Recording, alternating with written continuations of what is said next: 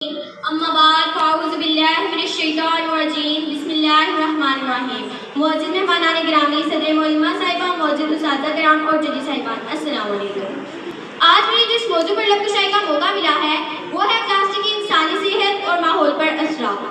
Plastic کی آلودگی، ایک نظر ادھر بھی. آلودگی کا سدباب کیجیے، آلودگی کا سدباب کیجیے، نوع انسان کے لیے یہ عذاب ہے. جناب صدر، دنیا میں سمندر کی سب سے گہری جگہ اور پہاڑ کی سب سے اونچی چوٹی ماؤنٹ ایوریسٹ، ان دونوں جگہوں کو دنیا کی سب سے ریموٹ جگہوں میں شمار کیا جاتا ہے، لیکن پھر بھی یہاں پلاسٹک کے چھوٹے چھوٹے ٹکڑے پائے جاتے ہیں.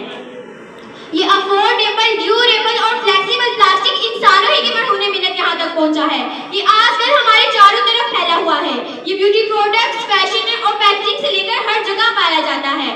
اس سال 2024 میں منائے جانے والے ارتھ ڈے کا تھیم بھی پلانٹ ورسز پلاسٹک ہے.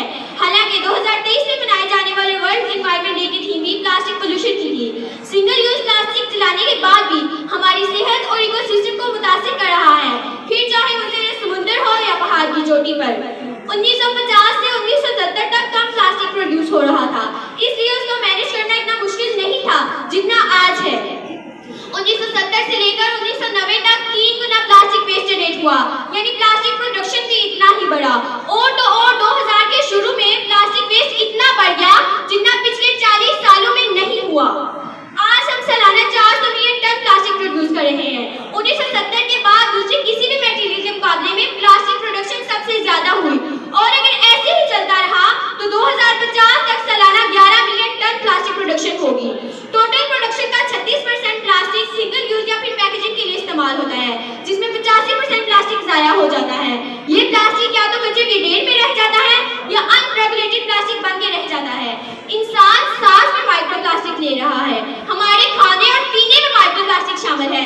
اس کے علاوہ ہماری اسکن کے ذریعے مائکرو پلاسٹک ہمارے جسم میں جذب ہو رہا ہے. ایک اور تحقیق میں نوزائیدہ بچے کے اندر سنڈا میں مائکرو پلاسٹک پایا گیا ہے. پلاسٹک کے ہماری صحت پر مکمل اثرات کیا ہوں گے یہ تو ابھی پتہ نہیں چلا، کیونکہ ابھی اس پر تحقیق ہو رہی ہے. لیکن ایک بات تو پکی ہے کہ پلاسٹک میں موجود کچھ کامن کیمیکل، میتھائل مرکری، پلاسٹرائزر اور فلیم ریٹارڈنٹ ہمارے جسم میں داخل ہو کر ہماری صحت کی خرابی کا باعث بنتے ہیں. خاص طور پر عورتوں کے لیے سائنسدانوں کے مطابق پلاسٹک میں موجود کچھ کیمیکل ہمارے دوران خون میں شامل ہو کر انڈوکرائن ڈسٹرپشن، ڈیولپمنٹل ڈس آرڈر، ریپروڈکٹیو ایبنارمیلٹیز اور کینسر جیسی بیماریاں پیدا کرتے ہیں.